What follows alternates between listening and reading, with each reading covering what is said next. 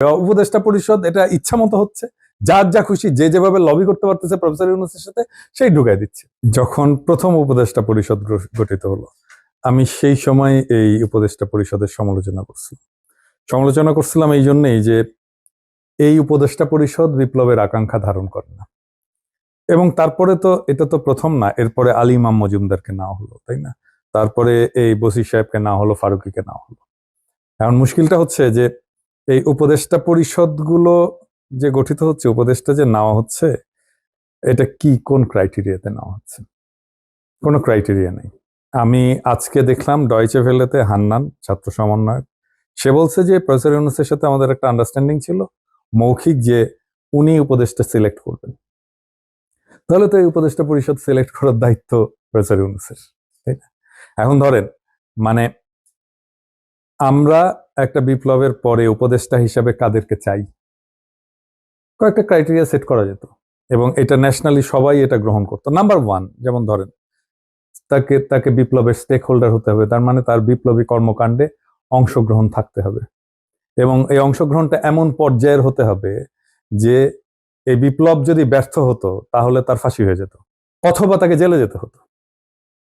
আমরা যদি এই ক্রাইটেরিয়া অনুসারে দেখি তাহলে প্রফেসর ইউনূস অবশ্যই, উনি তো জেলে যেতেনই। আসিফ নজরুল হয়তো যেতেন, আদিলুর রহমান শুভ্র উনি জেলে ছিলেনই, হয়তো যেতেন। ছাত্র নেতা দুইজন, এই দুইজন আসিফ এবং নাহিদ, এরা তো জেলে যেতেন। তাহলে এই 5 জনের বাইরে, 6 জনের বাইরে না 5 জনের বাইরে তো আর কেউ নাই যে বিপ্লব ব্যর্থ হলে তাকে জেলে যেতে হতো, তাই না? আমি তো এরকম অনেককে দেখিয়েছি যারা শেখ হাসিনার বন্দনা করছে, লিখছে, হ্যাঁ, বন্দনা করে লিখছে, শেখ হাসিনা উন্নয়নের গল্প শোনাইছে, এরকম লোকজন উপদেষ্টা হয়ে গেছে।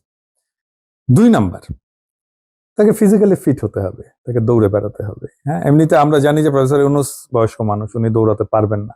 তাহলে এই কাজটা তো উপদেষ্টাদেরকে পূরণ করতে হবে।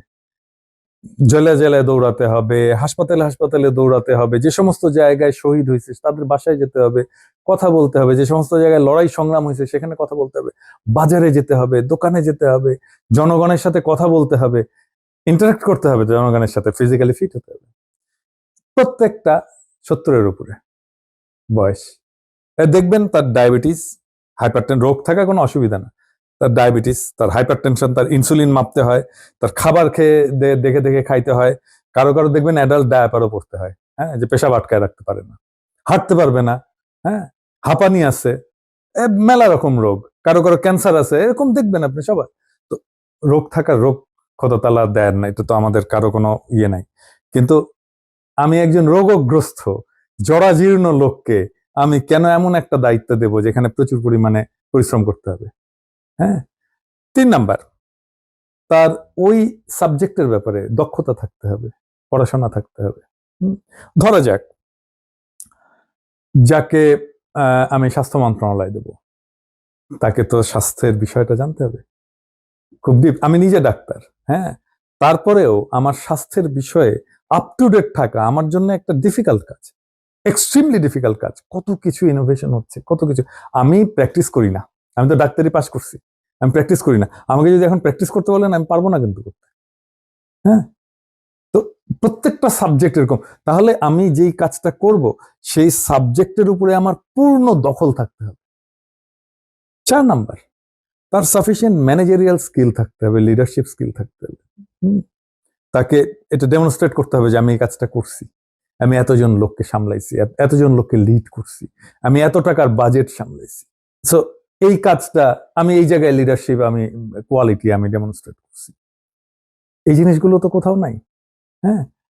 আর আরেকটা জিনিস হচ্ছে যে ইউজুয়ালি যারা বড় অর্গানাইজেশনে কাজ করে, বিগ অর্গানাইজেশনে যারা কাজ করে, তাদের একটা ক্যাপাসিটি ডেভেলপ করে। আপনি খুঁজে দেখেন কে কয়টা বড় অর্গানাইজেশনে কাজ করছে, হ্যাঁ। খুঁজে খুঁজে এনজিও, আমি একটা খুব সমালোচনাই করতে চাই প্রফেসর ইউনূসের। প্রফেসর ইউনূসের স্ত্রীর একজন ডাক্তার আছেন, ডাক্তার বিধান, উনাকে এনে উপদেষ্টা বানাই দিচ্ছেন প্রফেসর ইউনূস, এটা পুরস্কার, হ্যাঁ। তারপরে ধরেন এই যে বশির সাহেব, উনি আর ওনার ভাই মিলে বাংলাদেশের এই পাটের যে ব্যবসা, এই ব্যবসার 60% বেশি এই দুইজন মিলে ইয়ে করেন, ব্যবসা করেন। এবং ওনাকে পাট মন্ত্রণালয়ের দায়িত্ব দেওয়া হলো। কনফ্লিক্ট অফ ইন্টারেস্ট বলে তো একটা জিনিস আছে। সো এটা তো উনি করতে পারেন না, এমনিতেই করতে পারেন না। এই দেশে হলে, ইউরোপে হলে, পাটের ব্যবসা আছে, ওকে পাট মন্ত্রণালয় জিন্দেগিতে দিত না। তো এটা নিয়ে আর কি বলবো, উপদেষ্টা পরিষদ এটা ইচ্ছা মতো হচ্ছে, যার যা খুশি, যে যেভাবে লবি করতে পারতেছে প্রফেসর ইউনূসের সাথে, সেই ঢুকাই দিচ্ছে। যে লবি করতে পারতেছে, দেখাইতে পারতেছে, সেই ঢুকাই দিচ্ছে। যার কানেকশন আছে সেই ঢুকাই দিচ্ছে। আর কি বলবো, মানে উপদেষ্টা পরিষদ এইটা একটা সার্কাস হয়ে গেছে আর কি। আর কাজ পারে না তো, কেউ কাজ পারে না। কাজ যে পারে না এইটা তো আমরা দেখতে পাচ্ছি, তাই না? কারো কোনো ভিজিবল কোনো রেজাল্ট নাই। হ্যাঁ, জিনিসপত্রের দাম বাড়তেছে, এই হচ্ছে যে কোনো রেজাল্ট নাই। সব জায়গায় বিক্ষোভ, মানুষ বিক্ষুব্ধ। এই যে বাচ্চারা দেখেন আজকে করলো, আজকে বাচ্চারা তাদের চিকিৎসার জন্য স্বাস্থ্য উপদেষ্টার গাড়ির সামনে বসে পড়ছিল। হ্যাঁ, এখনো তারা, রাত হয়ে গেছে, তারা ওখানে বসে আছে আহতরা, চিকিৎসার দাবিতে। এই একটা সরকারের কাছে কত হসপিটাল, কত ডাক্তার, কত রিসোর্স, হ্যাঁ, কত ফান্ড, মানে একটা স্বাস্থ্য মন্ত্রণালয়ের বাজেট কত, আর এই কয়েকটা বাচ্চা ছেলে আহত হয়েছে, আন্দোলনে আহত হয়েছে, আর অন্য কোনো কাজে তো না। এবং সরকারের একটা কমিটমেন্ট আছে, আমরা তাদের চিকিৎসার ব্যবস্থা করব, তারপরেও করতে পারতেছে না। তো এর চেয়ে ইনকম্পিটেন্স আর কি। নিয়মিত এরকম নিউজ ভিডিও পেতে অবশ্যই আমাদের চ্যানেলটি সাবস্ক্রাইব করবেন এবং ভিডিওটি ভালো লাগলে অবশ্যই লাইক, কমেন্ট এবং শেয়ার করবেন। ধন্যবাদ।